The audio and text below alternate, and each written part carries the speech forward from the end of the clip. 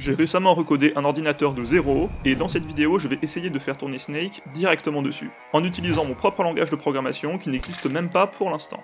Pour vous rappeler, voire même vous donner le contexte, dans mes précédentes vidéos, j'ai recodé un ordinateur programmable avec des portes logiques, le composant de base de tout ordinateur. Et cette fois-ci, je vais essayer de faire tourner sur cet ordinateur un véritable jeu vidéo parfaitement fonctionnel. Et ce alors que sur mon écran, je ne peux changer la couleur des pixels que un par un, que je dois coder sur un langage de programmation qui n'existe même pas encore, et que la puissance de calcul à laquelle j'ai accès est comparable à celle des consoles des années 80. J'espère donc que vous me suivrez dans ce projet qui m'a petit à petit rendu complètement fou. Pour vous faire donc un résumé des épisodes précédents, j'y ai recodé un microprocesseur programmable qui nous permet donc d'effectuer directement certaines opérations sans repasser par des portes logiques. Mais pour l'instant, le seul moyen de l'utiliser est de coder avec des 0 et des 1, c'est ce qu'on appelle un fichier en binaire. Et bon, coder avec uniquement des 0 et des 1, c'est de manière assez évidente pas viable sur le long terme. Donc on va créer notre propre langage assembleur qui pourra être automatiquement traduit dans un fichier binaire, pour qu'il soit directement lisible par notre microprocesseur. Et du coup, ça veut dire que je dois aller coder, tout de suite.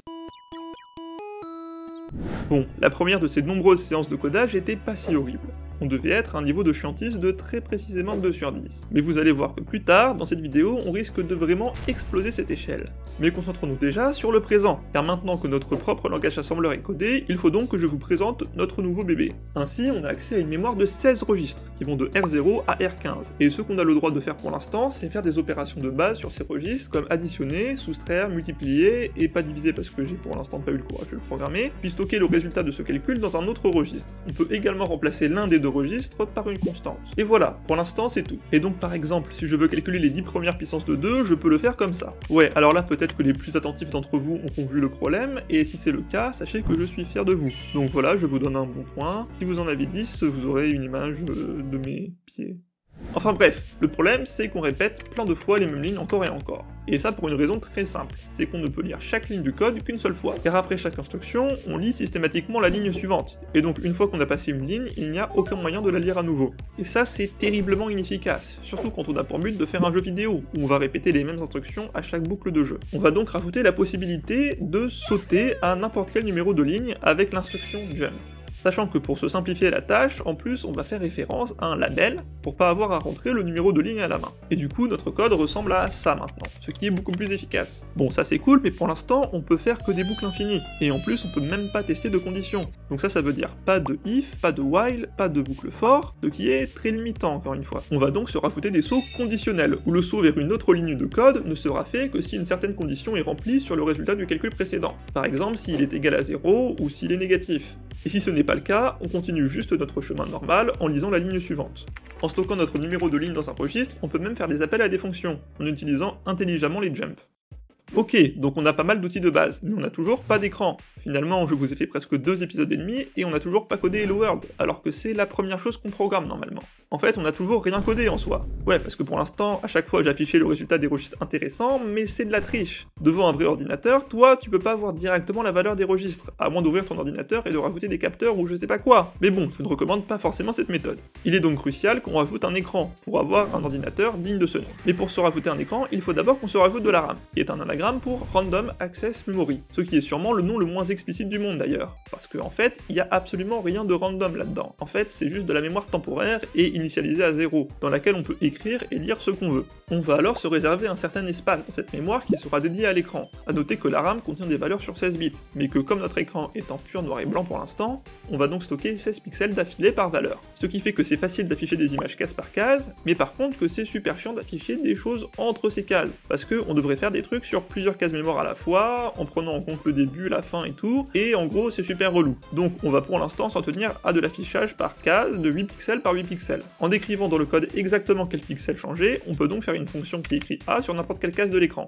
Mais nous, on aimerait bien pouvoir écrire pas juste A, mais n'importe quelle lettre sur l'écran. Et on pourrait faire une fonction différente pour chaque lettre, ce qui nous ferait 26 fonctions, mais faire ça c'est absolument dégueulasse, parce que si jamais on veut changer un tout petit peu comment marche la fonction, au lieu de la changer une seule fois, il faudra la changer 26 fois. C'est pas top efficace quoi. Donc il faudrait juste qu'on ait un endroit où on puisse stocker ce à quoi ressemble chaque lettre. Ce serait un espace mémoire qu'on a juste besoin de lire à un certain endroit arbitraire, et dans lequel on peut stocker des 0 et des 1. Oh, mais notre programme là, il est déjà stocké avec des 0 et des 1, donc on peut juste avoir une partie du programme qui correspond aux données qui représentent les lettres, il faudra juste faire attention à ne pas l'exécuter sinon notre code explose, mais tranquille. Et d'ailleurs, pour la petite info, c'est aussi comme ça que ça marchait sur les vieilles consoles. La cartouche de Super Mario Bros, par exemple, contient dans le même fichier le code du jeu, les dessins, les musiques, etc. Et d'ailleurs, pour la petite info, les espaces de stockage étaient tellement petits à l'époque que le code prenait une part non négligeable du stockage. Donc les développeurs devaient littéralement optimiser la taille que prenait le code une fois compilé, ce qui paraît vraiment super bizarre aujourd'hui. Mais bref, une fois qu'on a rentré tout l'alphabet, on peut alors afficher un joli Hello World. Voilà, ça nous aura pris en cumulé plus de 30 minutes de vidéo, mais ça marche.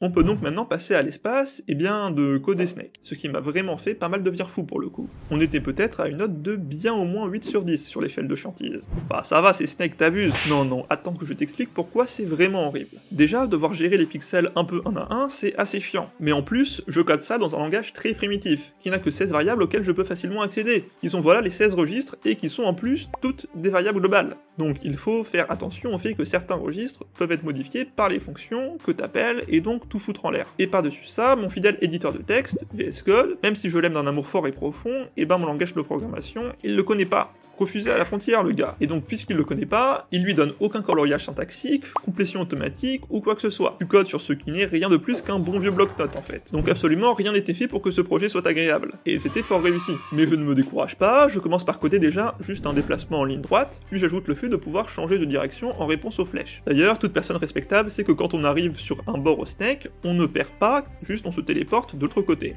Sinon on ne fait que mourir parce que le fruit est apparu au bord, et jamais en se cognant contre soi-même, ce qui est quand même un peu le côté fun du Snake quoi. Je ne tolérerai de toute façon aucun avis contraire là-dessus, c'est vraiment des bases de game design je trouve.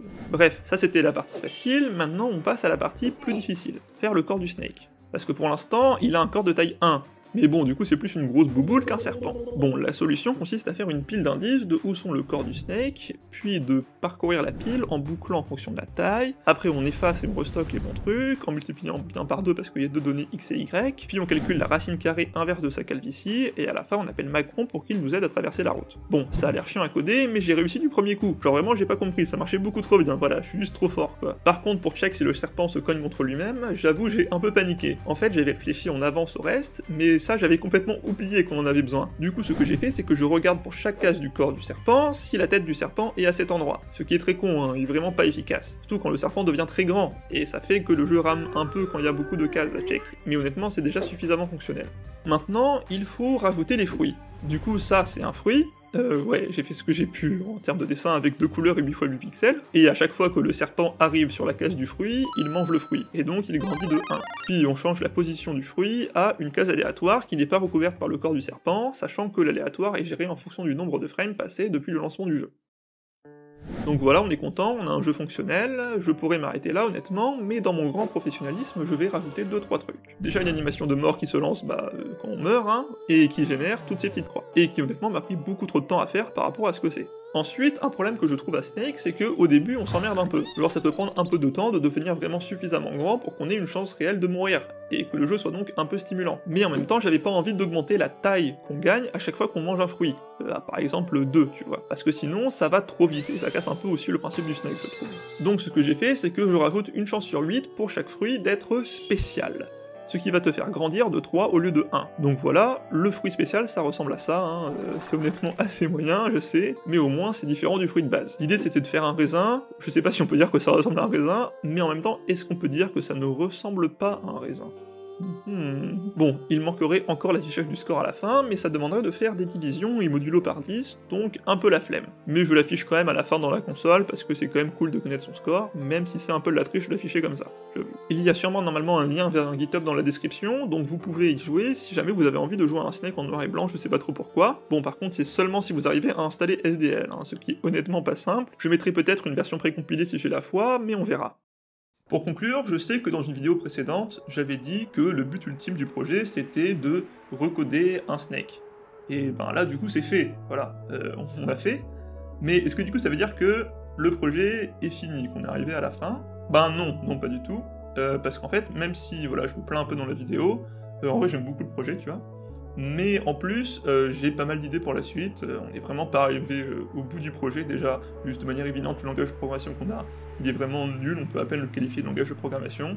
Donc voilà, j'ai encore pas mal d'idées pour la suite, donc j'espère que ça vous plaira aussi, et voilà, à la prochaine.